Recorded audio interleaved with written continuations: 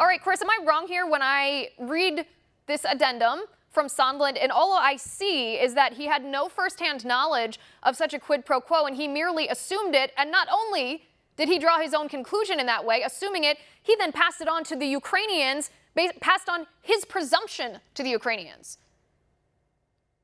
Yes, and more than that, even if he had said, the president told me that I had to absolutely tell them that unless they spoke out against corruption, unless they took this action on corruption, they would not get their aid, it would only be even then exactly what Joe Biden says that he did, right?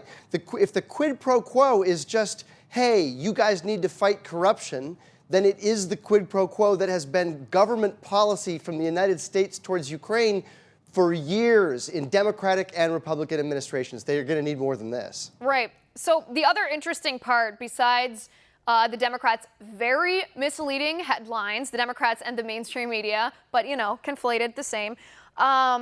Besides their dishonesty here, the other striking part is that Sondland said he had refreshed his recollection after reading the testimony of Taylor and Morrison. I mean, it's almost laughable that the Democrats are trying to make us believe that this is a smoking gun. The dude made up new information after he read other people's testimony.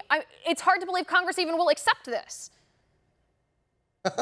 Well, you know, look, let's give him the benefit of the doubt. Perhaps there was something that he didn't quite remember that he had said. But I will tell you, Liz, that in support of what you said, Bill Taylor's assertion is not, I was in a meeting with Ambassador Sondland and he said X.